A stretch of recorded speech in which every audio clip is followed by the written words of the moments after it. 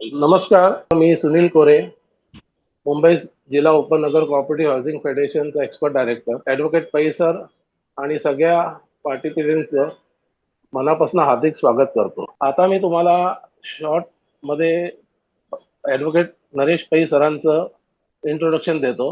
हे आपले महासेवा जे आहे रमेश प्रभूंचं, त्याचे ते सिनियर मोस्ट कन्सल्टंट आहेत आणि deem conveyance, formation of societies, तर तुमचं म्युटेशन्स जे काय असतात ते सगळे मॅटर्स हे बघतात. स्टॅम्प ड्युटी, एमनेस्टी स्कीम मध्ये त्यांनी मोठा रोल प्ले केलेला प्रभू सरांबरोबर. ही त्यांची एक ओळख आहे आणि as a person I like him, I love him. Over to you Pai sir. Thank you Khure साहब, थैंक यू सो मच। मैं एक एडवोकेट हूँ। कोऑपरेटिव का फील्ड में मैं प्रैक्टिस करता हूँ। Conveyance, deemed conveyance, individual property matters, या अगर समझो बीएमसी का किसी प्रकार का मैटर्स है, डीम्ड कन्वेंस को चैलेंज किया है ऑर्डर को, या अगर समझो सोसाइटी फॉर्मेशन को चैलेंज किया है, तो इस प्रकार का मैटर्स वगैरह मैं हैंडल करता हूँ, कोर्ट में रिप्रेजेंट करता हूँ।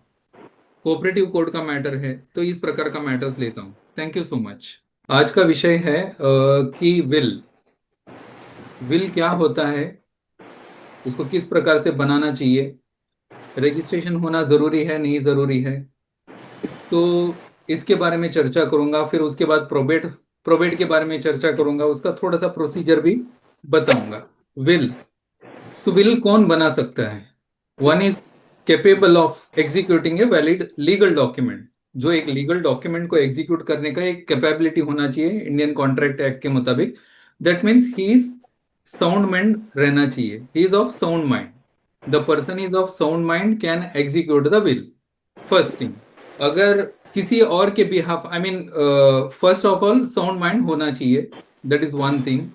सेकेंड थिंग कि क्या विल स्टैम्प पेपर पे होना चाहिए? क्या विल स्टैम्प पेपर होने का जरूरत नहीं है, आप प्लेन पेपर के ऊपर भी एग्जीक्यूट कर सकते हो। अगर आप चाहे तो उसको स्टैम्प पेपर के ऊपर करना चाहते हो तो स्टैम्प पेपर आप जितने का चाहिए उतने का आप स्टैम्प पेपर यूज कर सकते हो। स्टैम्प पेपर यूज करने से उसका वेटेज ना ही बढ़ता है, स्टैम्प पेपर यूज नहीं करने से उसका कोई किसी भी प्रकार का लीगैलिटी कम होती है, ऐसा कोई प्रोविजन नहीं है।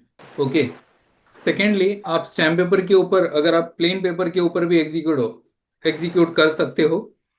मेन थिंग अब आती है, फिर उसको कोई कोई लोग नोटरी करते हैं, कोई कोई लोग रजिस्ट्रेशन भी करते हैं, कोई कोई लोग उसको सिंपल सिग्नेचर करके दो विटनेस लेके करते हैं और रख देते हैं। क्या रजिस्ट्रेशन कंपलसरी है? क्या नोटरी करना जरूरी है? क्या इसका आंसर ऐसा है कि कोई भी बिल अगर आप एग्जीक्यूट कर रहे हो तो उसको रजिस्ट्रेशन करना जरूरी नहीं है। Registration is not compulsory.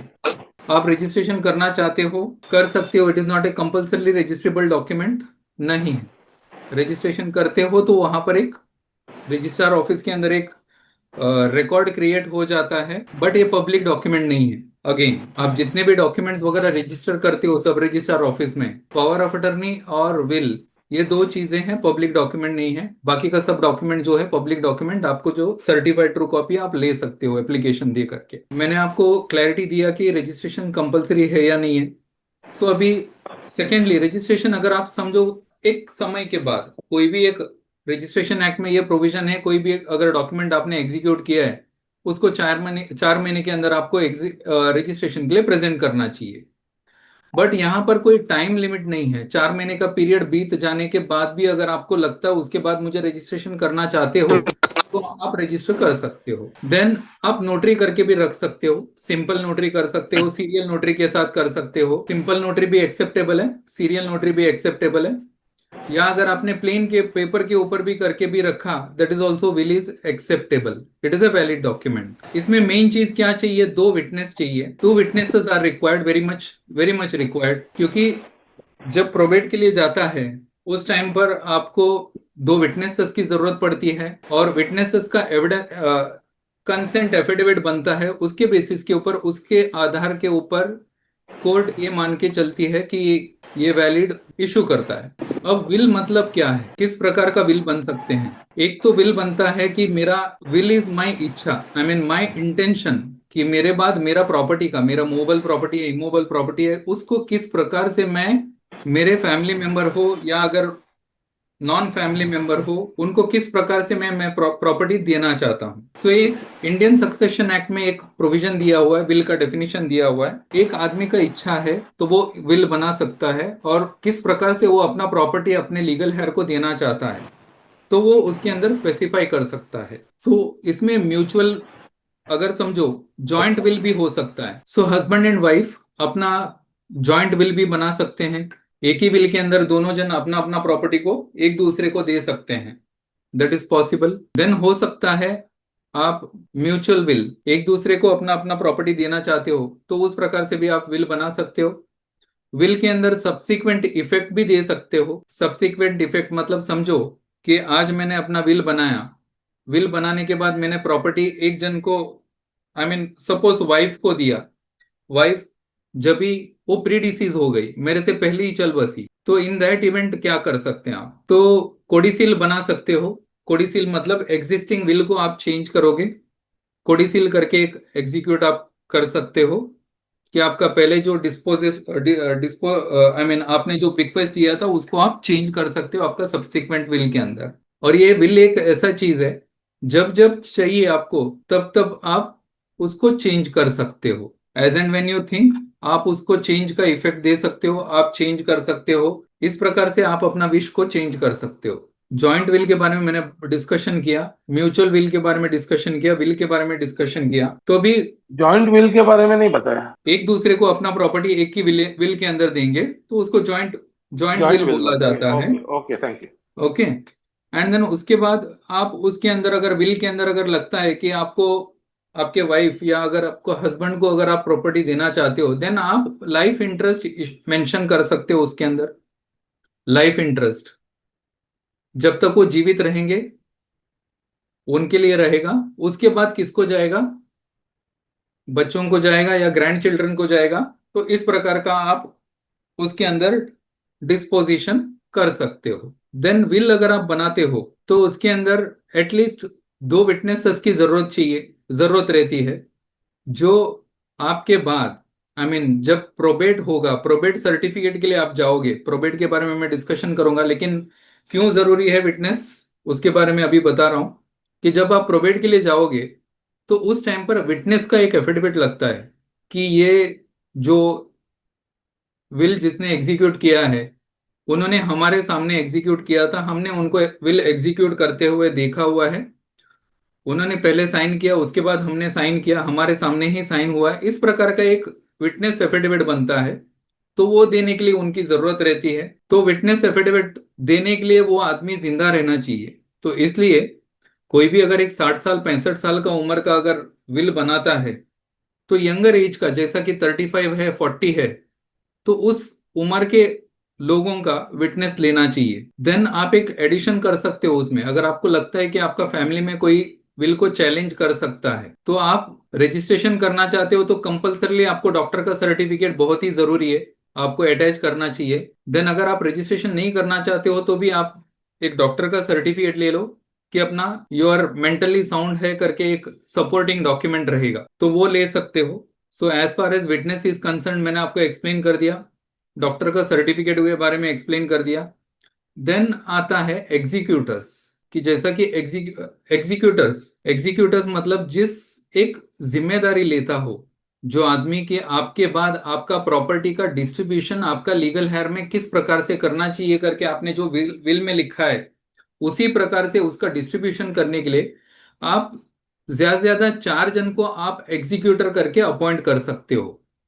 Will के अंदर as many as 4 person can be appointed as the executors.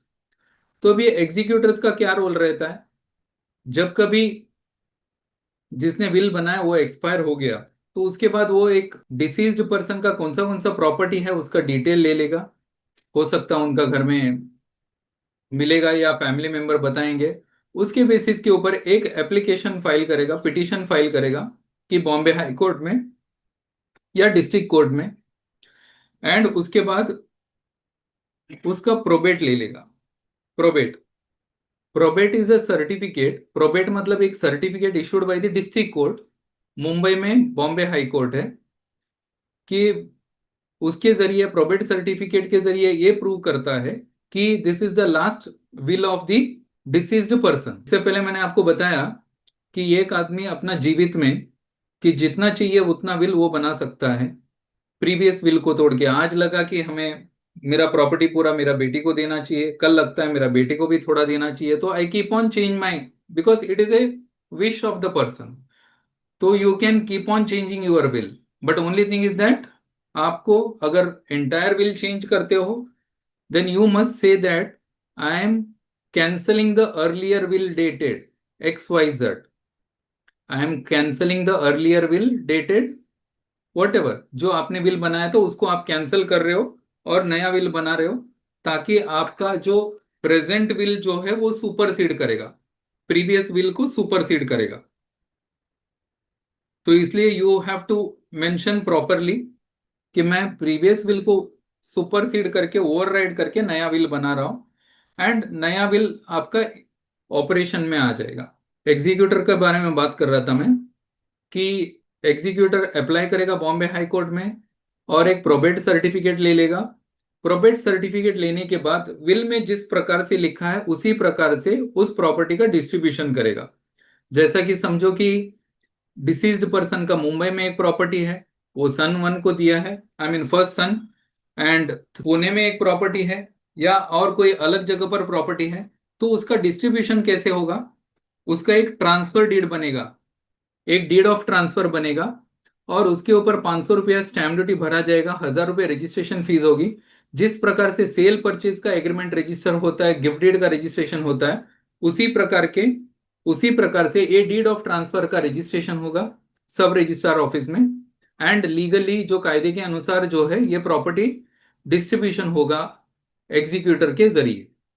अब लैंड हो या अगर लैंड एंड बिल्डिंग हो, प्रॉपर्टी हो, या अगर समझो फ्लैट हो, यूनिट हो, तो सबके लिए ये प्रोसेस लागू होगा। अब प्रोबेट कंपलसरी है क्या? Whether the probate is compulsory, तो अभी सेक्शन 57 प्रोवाइड करता है, section 57 of Indian succession act, कि अगर समझो हिंदू है या अगर जैना है या अगर समझो सिख है, उन्होंने अगर कोई प्रॉपर्टी का विल बनाया है और वो प्रॉपर्टी प्रेसिडेंसी टाउन के अंदर है, या अगर समझो प्रॉपर्टी जो है प्रेसिडेंसी टाउन के बाहर है और विल प्रेसिडेंसी टाउन में बनाया हुआ है, in that event will compulsory आपका जो है प्रोबेट करना जरूरी है, विल कंपलसरीली प्रोबेट करना जरूरी है। सपोज समझो प्रेसिडेंसी टाउन मतलब कौन सा है, कि एक तो बॉम्बे है, प्रेसिडेंसी टाउन्स एक्ट के अंतर्गत प्रेसिडेंसी टाउन्स कौन सा है वो ऑलरेडी डिफाइन किया हुआ है, that is Bombay, Kolkata and Chennai. These 3 cities are the presidency town. तो ये प्रेसिडेंसी टाउन के अंदर अगर आपने बिल एग्जीक्यूट किया है, देन प्रोबेट कंपलसरी है, भले आपका प्रॉपर्टी प्रेसिडेंसी टाउन के बाहर हो, या अगर आपका प्रेसिडेंसी टाउन के अंदर प्रॉपर्टी है और विल बनाया प्रेसिडेंसी टाउन के बाहर, तो भी आपका विल का प्रोबेट होना बहुत जरूरी है। अब आता है बात कि कुछ अलग धर्म के, जैसा कि अगर समझो क्रिश्चियन है, इंडियन क्रिश्चियन है, इंडियन क्रिश्चियन करके दिया है, अगर उनका 2002 के बाद विल अगर बनाया हुआ है, तो उसका प्रोबेट कंपलसरीली लेना जरूरी नहीं है। तो इस प्रकार का एक प्रोविजन दिया हुआ है। देन अगेन सपोज समझो कि आज प्रोविजन में है कि विल का प्रोबेट कंपलसरी नहीं है करके, बट मेरा पर्सनल एडवाइस है कि even though it is not mentioned कि अगर इंडियन क्रिश्चियन के लिए एग्जेम्प्टेड है, अगर समझो फैमिली में डिस्प्यूट है, इट इज बेटर, या फ्यूचर में कोई डिस्प्यूट को लेकर के अगर समझो अगर आप अवॉइड करना चाहते हो, it is always, you are not barred from going to the court and getting the probate certificate, you are not barred from going to the court and getting the probate certificate. You may have to spend some legal expenses.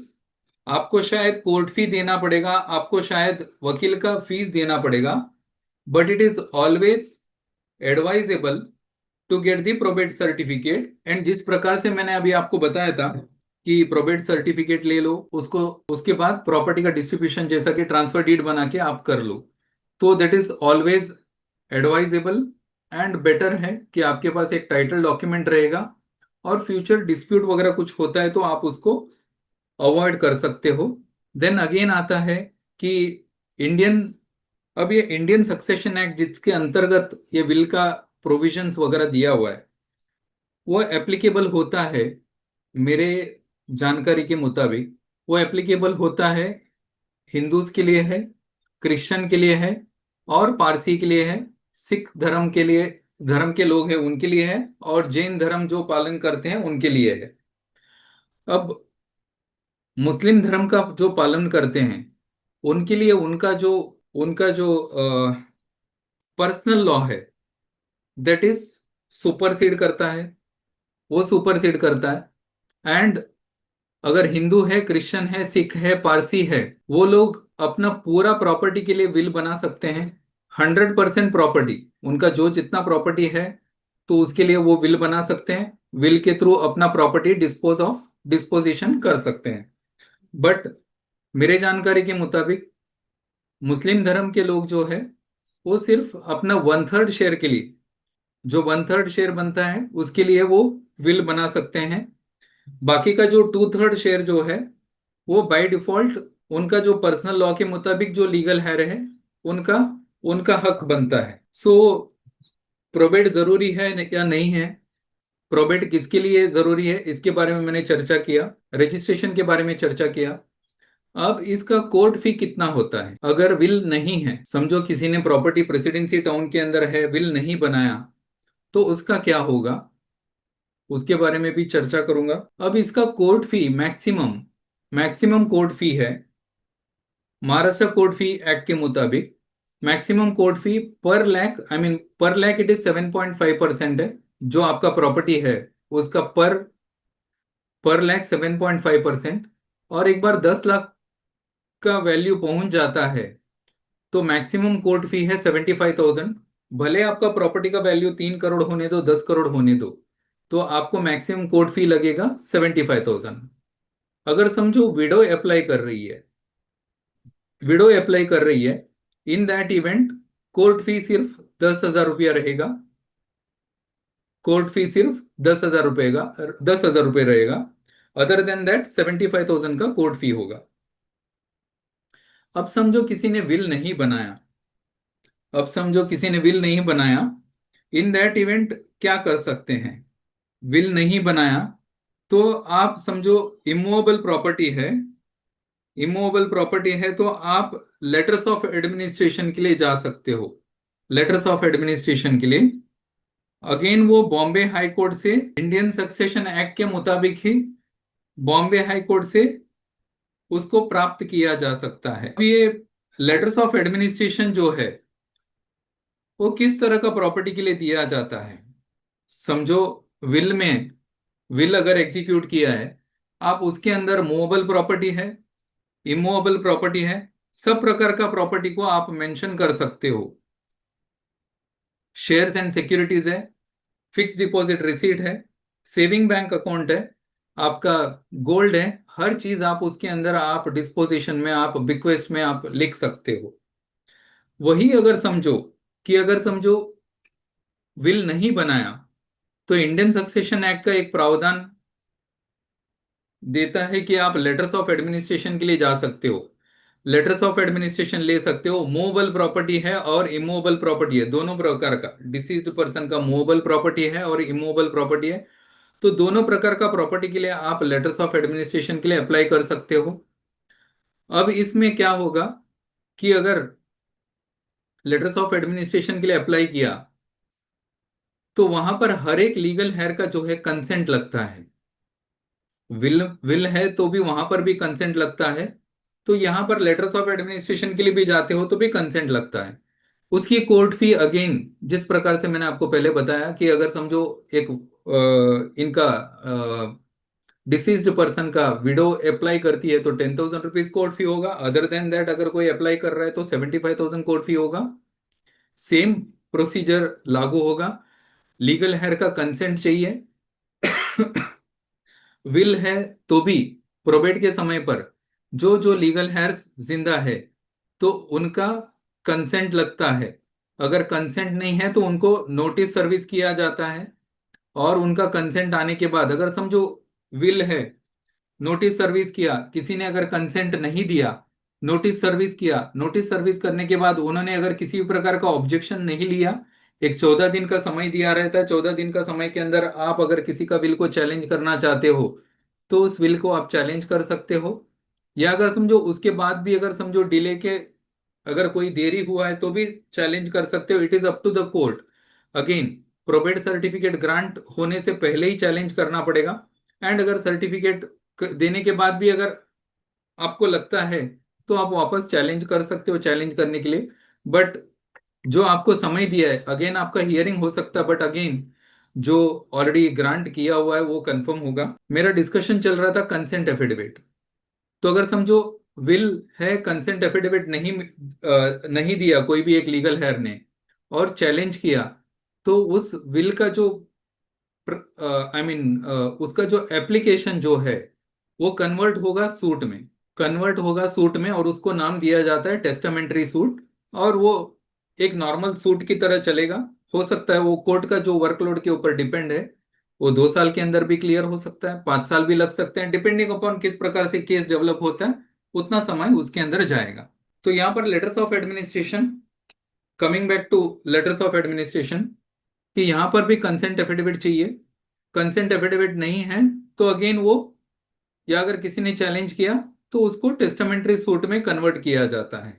तो अगर सभी का अगर समझो consent affidavit है तो आपको letters of administration grant होगा। जहां पर विल नहीं है, जहां पर विल नहीं है, लेटर्स ऑफ एडमिनिस्ट्रेशन ग्रांट होगा।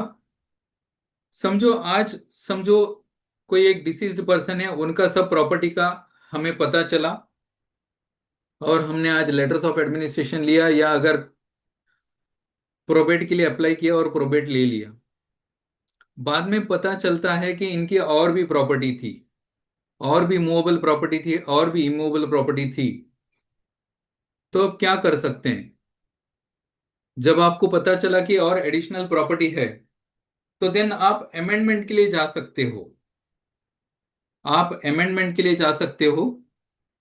अमेंडमेंट के लिए आप एप्लीकेशन कर सकते हो। जिस कोर्ट ने आपको प्रोबेट सर्टिफिकेट ग्रांट किया उसी कोर्ट में जाके आप अमेंडमेंट का एप्लीकेशन करोगे और आप अमेंडेड प्रोबेट सर्टिफिकेट ले सकते हो। फर्दर आपको किसी भी प्रकार का कोर्ट फी वगैरह भरने का जरूरत नहीं है। बट जो आपका जो एग्जिस्टिंग एग्जिस्टिंग एप्लीकेशन को ही अमेंड किया जाएगा, और उसके बेसिस के ऊपर अमेंडेड सर्टिफिकेट, प्रोबेट सर्टिफिकेट हो या अगर आपका जो लेटर्स ऑफ एडमिनिस्ट्रेशन है, अमेंडेड ग्रांट मिल जाता है। सो लेटर्स ऑफ एडमिनिस्ट्रेशन के बारे में मैं चर्चा कर रहा था। तो इसमें लेटर्स ऑफ एडमिनिस्ट्रेशन 2 प्रकार के बनते हैं, एक विद द विल एनेक्स्ड, एक सिर्फ लेटर्स ऑफ एडमिनिस्ट्रेशन। अब यहां पर विल के बारे में चर्चा कर रहा था, तभी मैंने आपको बताया कि एग्जीक्यूटर को आप अपॉइंट कर सकते हो।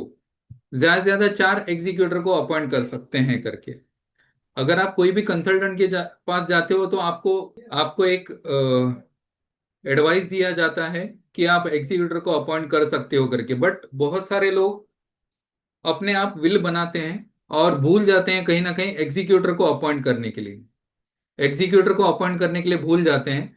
इन दैट इवेंट कि अगर एग्जीक्यूटर ही नहीं है विल के अंदर, तो एप्लीकेशन जाएगा letters of administration with the will annex, letters of administration with the will annex, इस प्रकार का एक प्रोविजन है। तो वहां पर भी प्रोबेट सर्टिफिकेट आपको ग्रांट होगा जहां पर विल नहीं है, विल है लेकिन एग्जीक्यूटर को अपॉइंट नहीं किया है। तो ये 2 प्रकार का मैंने आपको टेस्टामेंट्री का किस प्रकार से आप एप्लीकेशन करके आप ले सकते हो। देन थर्ड हो गया, जहां पर समझो डिसीज्ड पर्सन उन्होंने क्या प्रॉपर्टी छोड़ी है, that is only movable property. जो मूवेबल प्रॉपर्टी है, बाकी कोई इमूवेबल प्रॉपर्टी नहीं है। जैसा कि अगर समझो बैंक का डिपॉजिट है, शेयर्स है, इक्विटी शेयर्स है, म्यूचुअल फंड्स है, सेविंग बैंक अकाउंट है, या अगर गोल्ड है, या अगर समझो लॉकर है, लॉकर के अंदर गोल्ड है, तो इस प्रकार का सिर्फ मूवेबल प्रॉपर्टी अगर छोड़ा हुआ है, उनका सिर्फ म्यूचुअल मूवेबल प्रॉपर्टीज है, इन दैट इवेंट क्या होगा कि आप सक्सेशन सर्टिफिकेट के लिए जा सकते हो। सक्सेशन सर्टिफिकेट का एक प्रोविजन है इंडियन सक्सेशन एक्ट में, तो सिर्फ सक्सेशन सर्टिफिकेट के लिए जा सकते हो। एंड यहां पर भी सक्सेशन सर्टिफिकेट के लिए भी जाओगे तो वहां पर भी उसी प्रकार से कि आपको कंसेंट एफिडेविट लगेगा। कंसेंट एफिडेविट के बेसिस के ऊपर, हर एक लीगल हेयर का कंसेंट एफिडेविट है तो आपको सक्सेशन सर्टिफिकेट मिलेगा।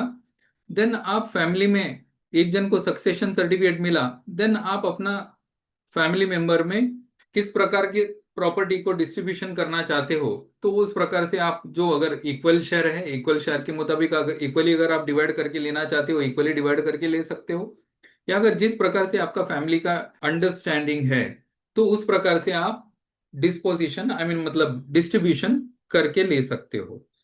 So this is all about, जहां पर अगर विल है, जितना भी आपको टेस्टामेंट्री सक्सेशन बोलते हैं, टेस्टामेंट, टेस्टामेंट मतलब विल, अगर उन्होंने एग्जीक्यूट किया हुआ है, उनकी इच्छा क्या है, तो testament is nothing but A will, a declaration of a person कि मेरे बाद मेरा प्रॉपर्टी किस प्रकार से होना चाहिए, किस प्रकार से उसका डिस्ट्रीब्यूशन होना चाहिए करके। तो मैंने एक 20-30 मिनट के अंदर विल के बारे में आपको शॉर्ट में बताने का कोशिश किया हुआ है। आपका कोई भी प्रश्न वगैरह है तो I am open for the question and answer. Mohammad Afzal साहेबांचा एक प्रश्न, दोन प्रश्न आहेत. Hmm. Whether witness should be any relative और एन आउटसाइड. यस। एंड हा एक होता, आणि त्याच्याबरोबर ओके। दुसरा एक आहे, एनी ड्रॉबॅक फॉर इंडिव्हिज्युअल और जॉइंट विल. देखिए, विटनेस जो है वो नॉट नेसेसरी आपका फैमिली मेंबर होना चाहिए। आपका बाहर का आदमी कोई भी हो सकता है, आपका फ्रेंड हो सकता है, आपका डिस्टेंट रिलेटिव हो सकता है।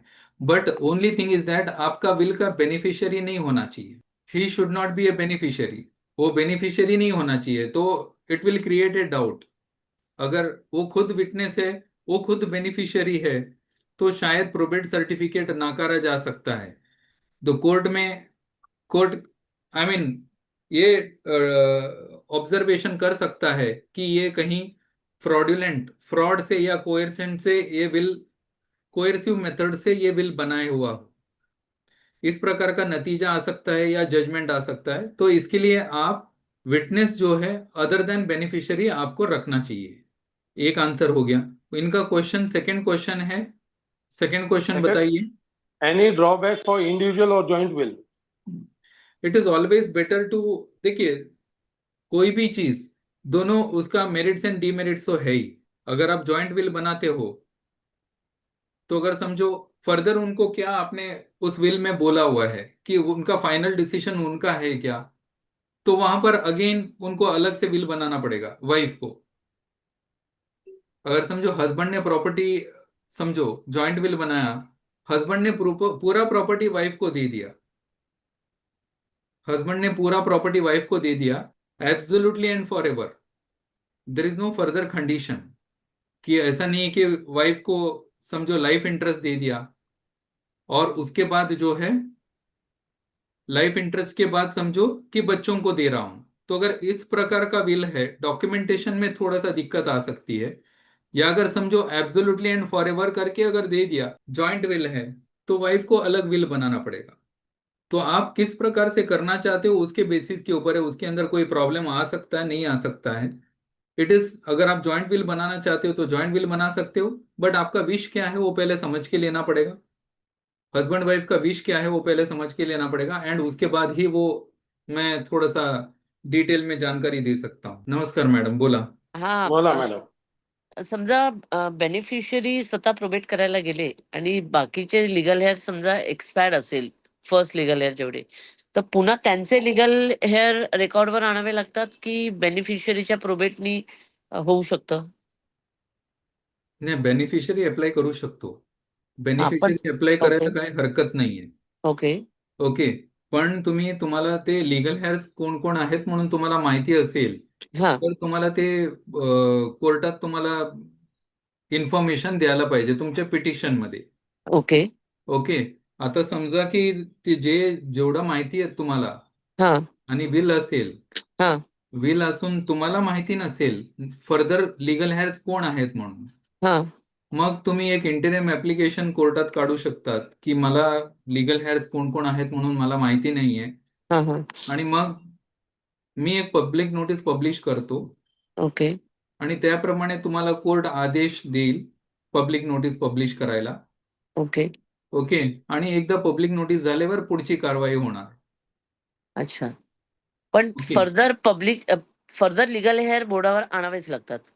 हा तुम्हाला माहिती असेल तर तुम्हाला तर you have to disclose all the details, all हा द हा facts. You cannot hide any details. तुम्हाला ओके माहिती असेल तर तुम्हाला द्यावीच लागेल ना मॅडम.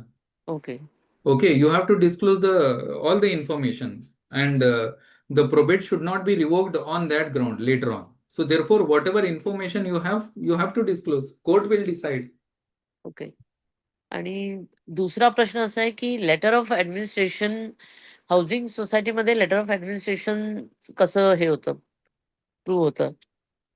एखाद्याने लिगल हेअरशिप डिक्लेअर करण्यासाठी लेटर ऑफ ऍडमिनिस्ट्रेशन केलं तर हम्म. त्याचे राईट्स कसे केले जातात? बघा, letters of administration. Okay, letters of administration तुम्ही झाल्यावर ना, तुम्ही लेटर्स ऑफ ऍडमिनिस्ट्रेशन म्हणजे तुमचं असं म्हणणं असेल मॅडम की प्रोव्हिजनल मेंबरशिप मिळणार का करेक्ट फायनल बोनाफाईड मेंबरशिप मिळणार म्हणून, करेक्ट करेक्ट बरोबर ना? करेक्ट. ओके, तुम्ही section 307 okay Section 307 provides if a letter of administration is provided to you or given to you, you are an administrator, and if you हा want to transfer the property in your name, then you have हा to seek the permission of the court, हा okay, to transfer the property. Again, it is a conditional one. हा It is not an absolute one. Therefore, many of the people are interpreting that it is a conditional one. Therefore, I can grant you temporary membership. Again, I will grant you temporary membership. Letter of administration is a conditional म्हणून असं ते हे करतात, interpret करतात. नाही, interpret करतात, पण law मध्ये तशी प्रोव्हिजन दाखवली आहे का? कारण if the person society is giving the provisional membership, तर मग नॉमिनेशन असेल तर by nomination also that person gets the provisional membership. या then provisional why that membership, person should spend the provisional membership तुम्हाला नॉमिनेशन असेल तरी सुद्धा मिळणार, नसेल तरी सुद्धा मिळणार. Provisional correct. मेंबरशिप देन तुम्हाला what is the use bonafide of letter of membership, administration? Again it is a conditional one ना. हा Letters of administration is a conditional one. हा Okay, once you get the letters of administration, you seek the permission of the court and get a transfer deed executed in your name. 500 रुपये stamp duty भरून तुम्ही transfer deed करून घेऊ शकता, अच्छा आणि ते करून घ्या आणि मग तुम्ही फायनल बोनाफाईड मेंबरशिपला अप्लाय करा. So you have a permission in from the court to अच्छा. Transfer the entire property in your name. Then what is the use of to get the letter of administration? Only the purpose of provisional membership? No, letter of administration, you can get the provisional membership, you can sell later on, you can seek a buyer also, and you can sell the property. Okay, You can that's deal with the perfect. property of the deceased person. Yes. That's perfect. Yes. Okay. There may be 5 legal heirs. There may be 6 legal heirs. Right. बरोबर. सो letters of administration दिल्यावर बाकीच्या लोकांचं हक्क तर जाणार नाहीये त्याच्यात. Correct. Correct. They are having Correct. their rights. Okay. When you apply for permission, other legal heirs to give the affidavit again for Correct. selling the property. Correct. Correct. बरोबर ना. सो म्हणूनच ते टेम्पररी मेंबरशिप देतात. And there is no other legal heir, only a single person. Even if there is a single person, whether the society has got the powers to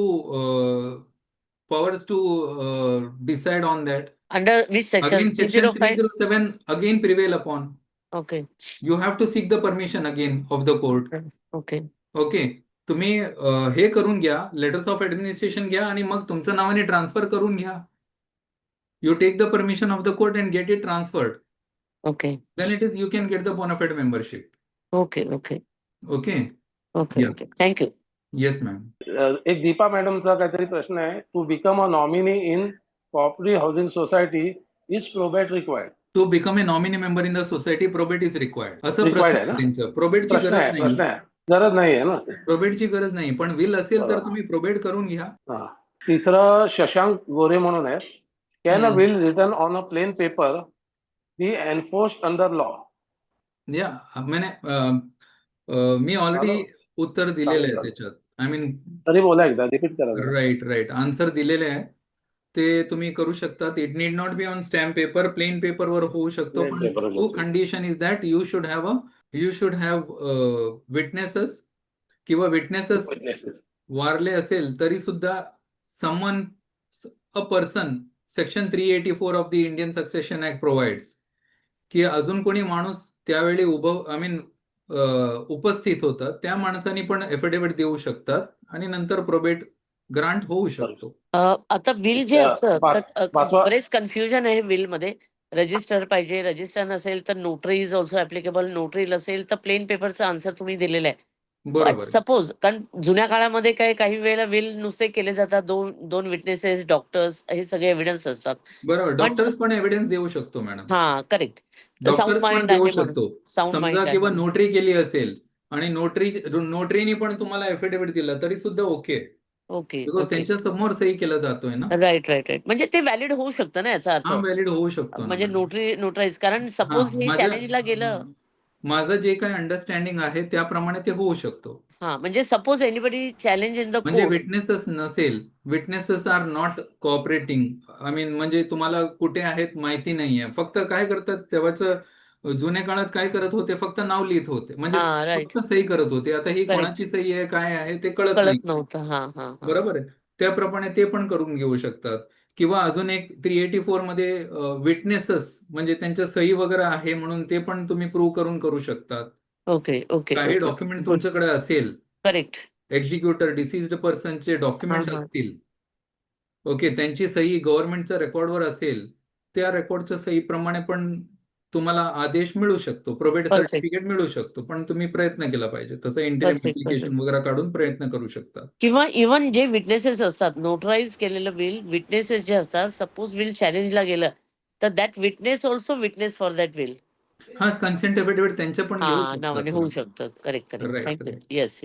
दुसरा प्रश्न आहे, what are the types of to letter of administration? Suppose समजा will बनवलं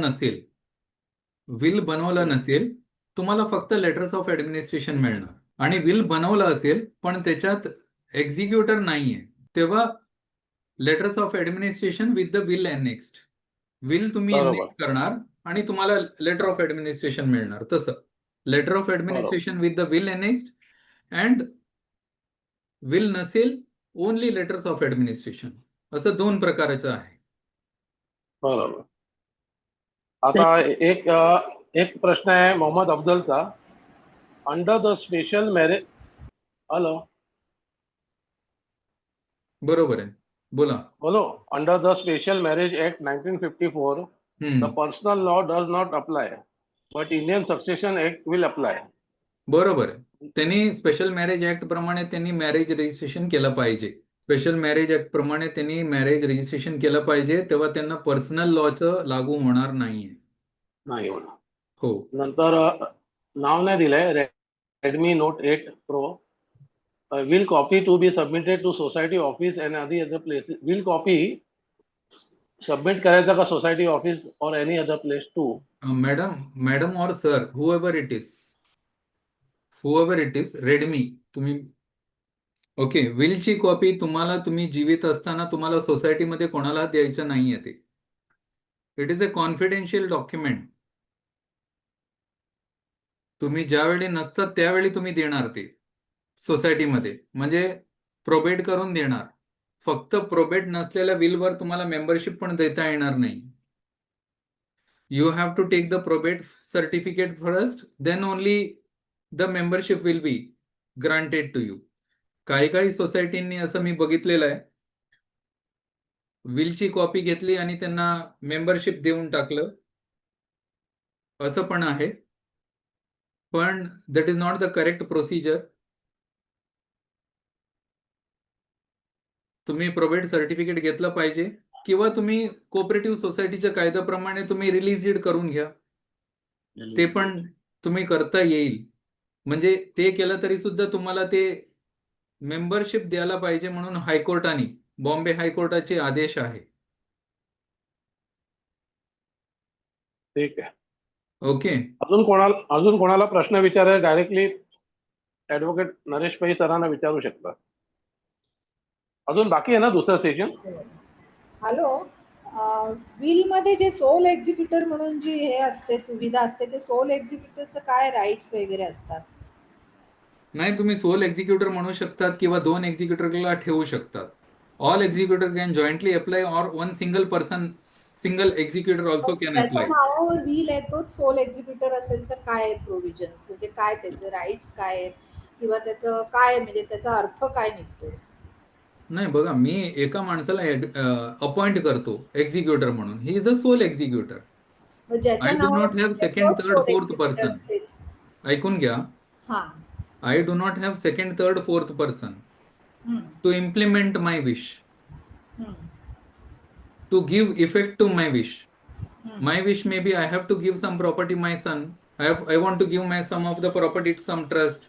I want to give my some property to some temple hmm. or किंवा हॉस्पिटलला. असं काय असेल, to implement my wish I am appointing the executor. I can appoint one person. I can appoint as many as 4 person. तुम्ही 4 माणसाला appoint करू शकतात किंवा एका माणसाला अपॉइंट करू शकतात. काही केसेसमध्ये पण ह्याच्यामध्ये जे बिल ज्याच्या नाव, म्हणजे ज्याच्यासाठी बिल बनवलंय की ह्याला ही प्रॉपर्टी दिली जाते तोच सर्व एक्झिक्युटर असू शकतो ना? हो, होऊ शकतो, पण तो विटनेस नाही होऊ शकत. अच्छा.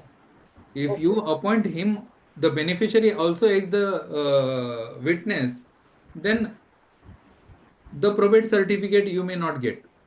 नाही, आमच्याकडे सगळं बाकी जे विटनेस वगैरे असतात किंवा रजिस्टर आम्ही मुद्दाम करून घेतलेलं होतं की त्यावेळेला की पुढे जाऊन काही प्रॉब्लेम नको म्हणून, ते हां, सगळं व्यवस्थित आहे, तसं काय आमचा प्रॉब्लेम नाहीये.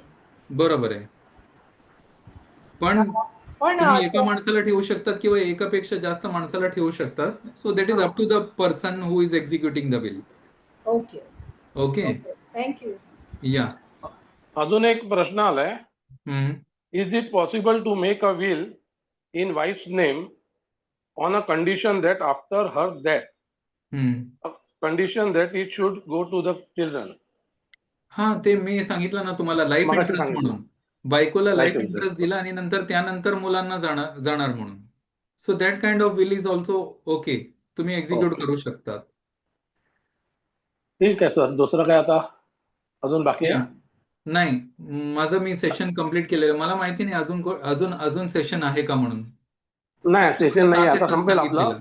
5 मिनिटात संपेल आता. राईट.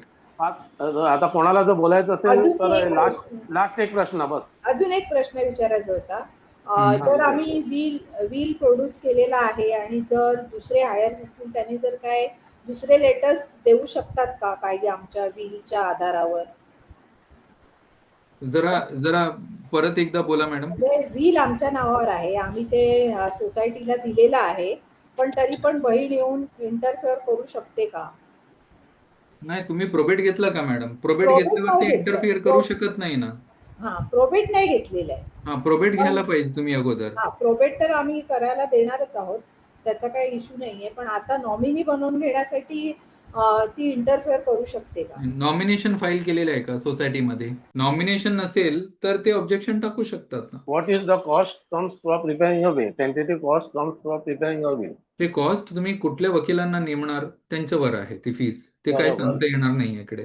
हा फोरम लहान वकील बोलता केला तर येणार नाही. बरोबर. As per तुम्ही कुठल्या त्यांच्या वकिलांना expertise. नेमणार त्याच्यावर आहे Expert आहे. फीस. जर समजा 2 लीगल हेअर्स असतील आणि एकाला लेटर ऑफ ऍडमिनिस्ट्रेशन फाईल करायचं असेल आणि दुसरा तयार नाहीये, can the person go ahead with the letter of administration without the second person participating in it? You can file the application. You have to name the second person. Notice will be issued by the court, and you may have to. What I am telling you, you may have to, if you want to get the letters of administration, you have to justify his share. Okay. Got it. You have to justify Thank his you. share in the Thank court, then the court will grant you. Me Okay. Chatbox were Thank you very much.